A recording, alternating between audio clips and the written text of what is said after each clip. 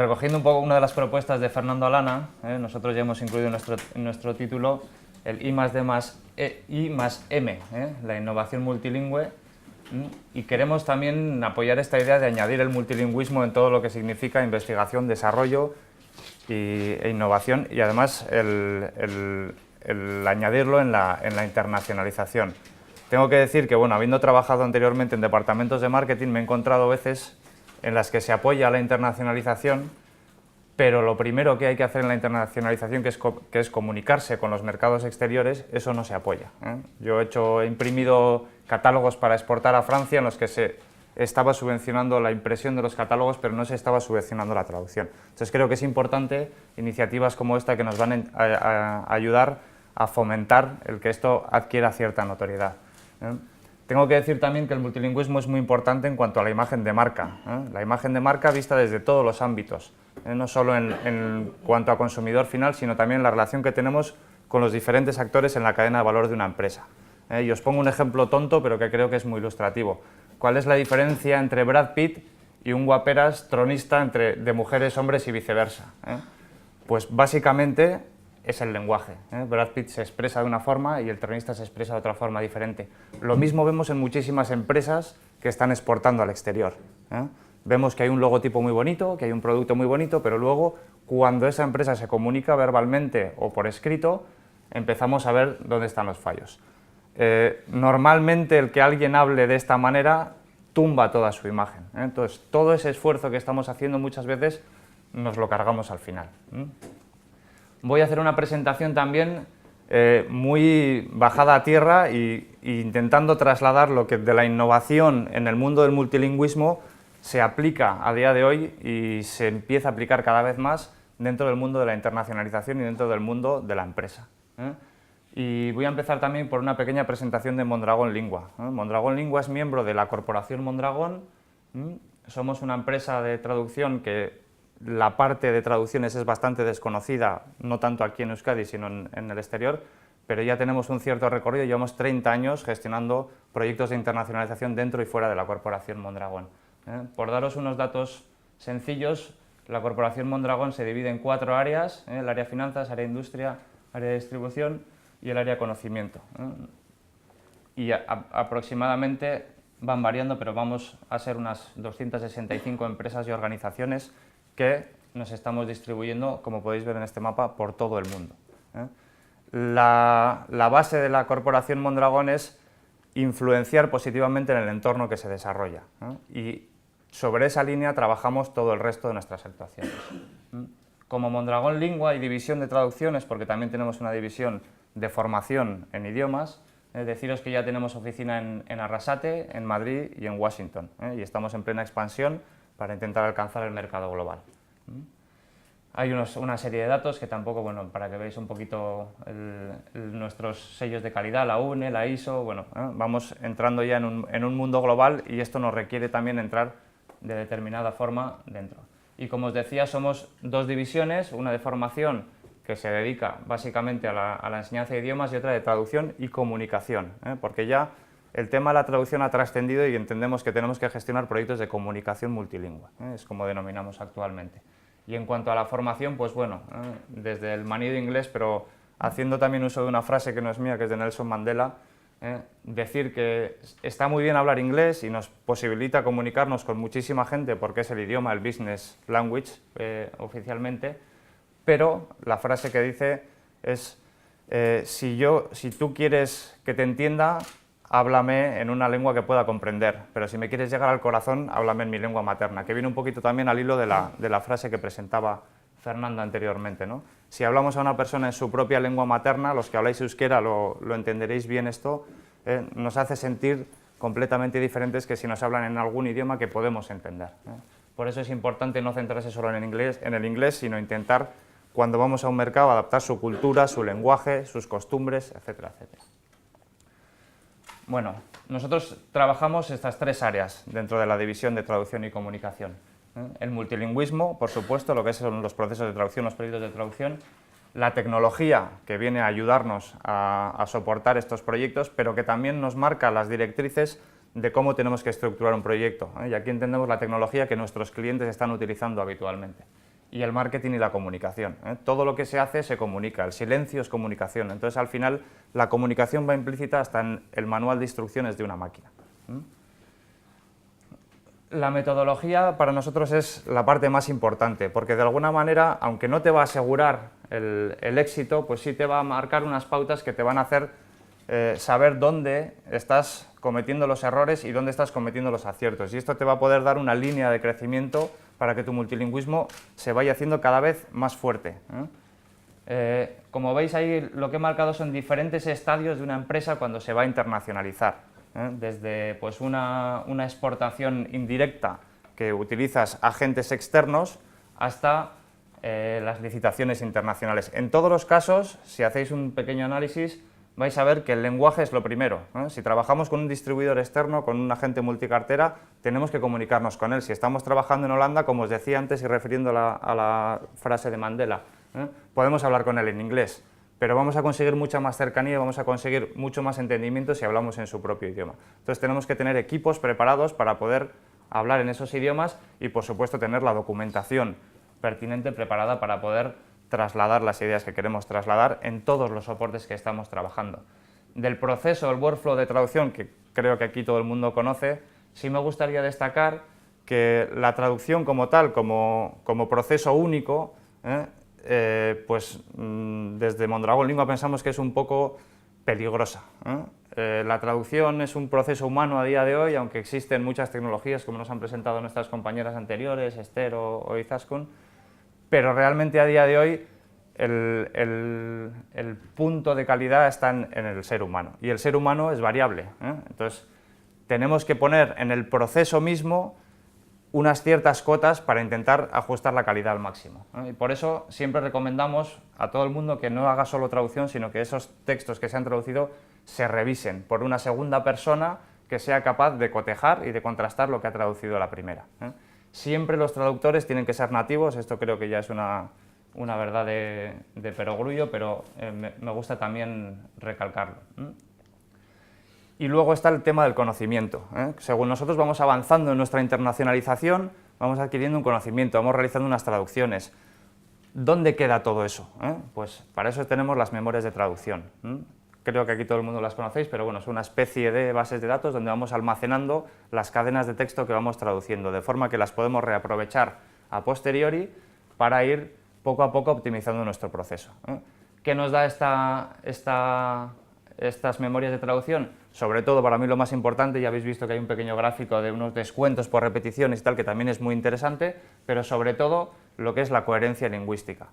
Hacer que la empresa hable siempre de la misma manera, que no haya huecos en los que la empresa esté fallando en su comunicación multilingüe.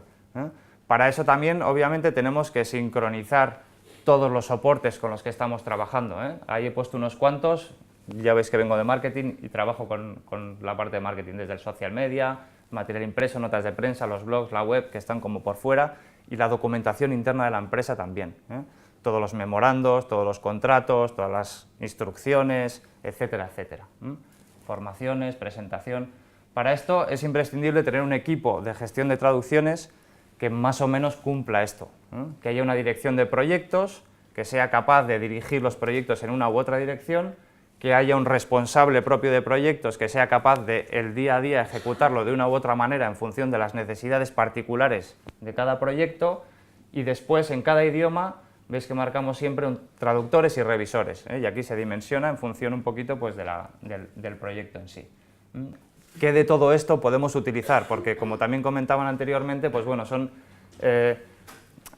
confianza del 95%, del 93%, y hay veces que no nos podemos jugar a un 95% de confianza, sino que tenemos que dejar claro lo que queremos decir. Yo os pongo un caso práctico de un cliente que va a exportar una máquina muy pesada de muchos millones de euros a Rusia, y por ahorrar un poquito en la traducción, al final pues esa máquina queda parada en las aduanas porque en aduanas no entienden bien la documentación. Con un contrato a nivel de servicio con su cliente que perdían 50.000 euros por cada día de retraso en la entrega, pues al final la traducción le costó casi $500.000 de euros. Quiero decir con esto que la traducción tiene diferentes niveles de implicación dentro de nuestra actividad. Hay veces que es muy grave y entonces tenemos que tener muchísimo cuidado con qué traducimos y qué estamos contando en los documentos que estamos trabajando. nosotros proponemos la utilización de dos herramientas, la centralización y la gestión documental y la traducción automática. Estas herramientas realmente nos van a ayudar mucho a gestionar el multilingüismo en una empresa.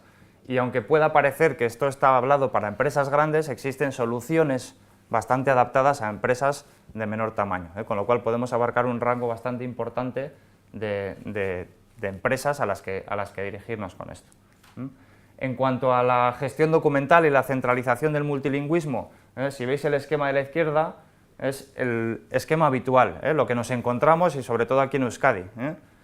Empresas que cogen un texto, lo mandan a traducir, les devuelven la traducción y esa traducción la ponen en una carpeta o en un CMS o en cualquier sitio donde ellos necesiten tener ese multilingüismo. A través de los sistemas de gestión documental lo que vamos a conseguir es centralizar todo esto, tener un sitio donde todos los documentos están centralizados. Porque el paso previo tiene un problema muy importante. Cuando tienes pocos documentos es fácil tenerlo en carpetas, pero cuando ya empezamos a hablar de revisiones y la documentación empieza a ser larga, entonces ya nos empieza a costar encontrar los documentos. Eso nos pasará a nosotros mismos, imaginaros en una empresa ya más grande.